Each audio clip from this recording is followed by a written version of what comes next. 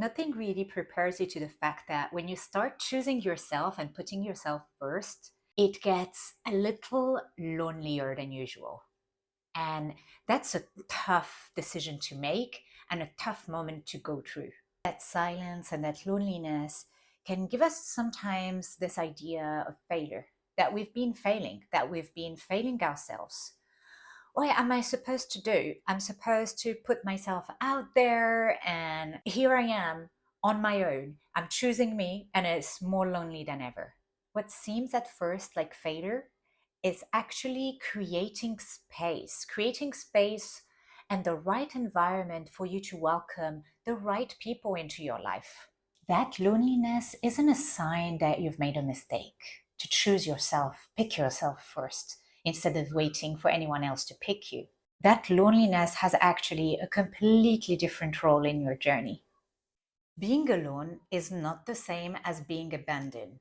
That void was constantly there. It was just being filled, not necessarily with the right people to fill it with, or the right things to fill it with. This constant chasing for external validations and other things to make you complete, it doesn't mean that you were actually full. It's just that the void was very difficult to see because it was covered up with all these things that didn't belong there, with these people that didn't belong by your side. That feeling of being abandoned is a wound from your past. And it's not something that you can heal by simply clinging onto someone and counting on somebody else to fill it and make you feel better. It's kind of like a short term relief, postponing and pushing away that longing. You start healing when you stop running away from that pain, from that wound, from that loneliness, from that void. You actually stop running and finally sit with it. I have here one exercise that can help you deal with that.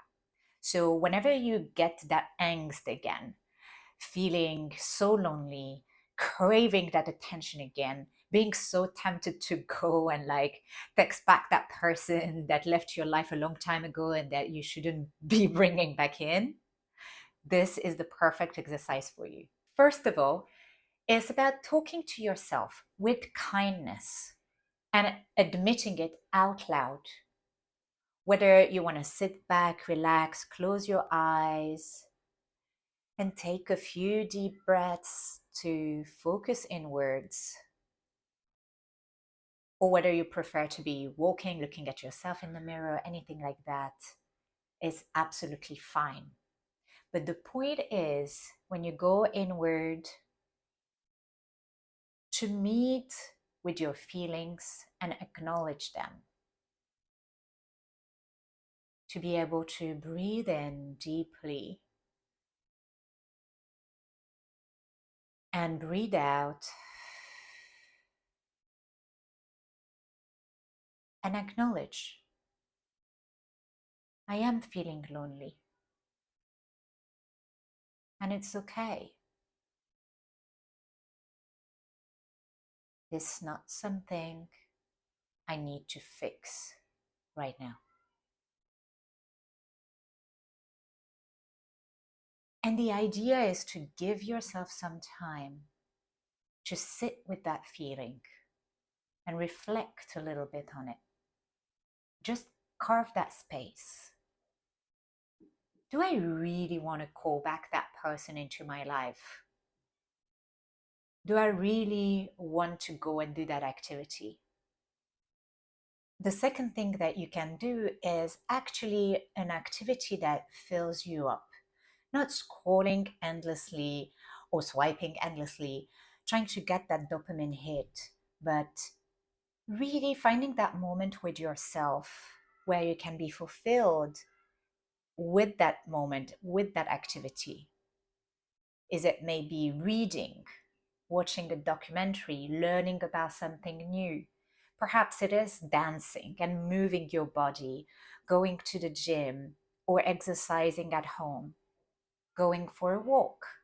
Perhaps it is writing, just taking a moment to write down how it feels and Get into a flow, write for 1 page, 2 page, 3 pages, 4 pages.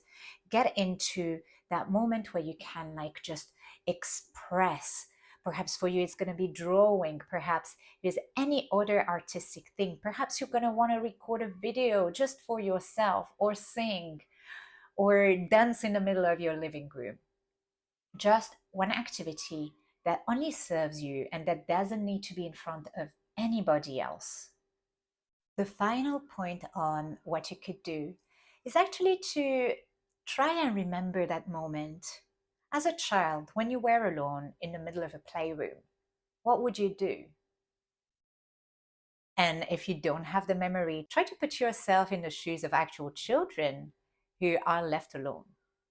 You look around, you pick up sticks from the floor, you occupy yourself, and you do so with such a grace. That's what a child does, right? And you enjoy that present moment. So the final point is to try to be playful and imagine yourself not sitting alone in this loneliness with anxiety on adult things, but what if I was a child in this moment? What if that was my opportunity to be childish again? What would I do? What can I do? And look around and be present and start enjoying that present moment. Loneliness is not a punishment. We can really enjoy that time and really need that time alone sometimes. And the more we learn to appreciate it, the more we gift ourselves with that incredible superpower to, even when you're alone, never actually feel lonely.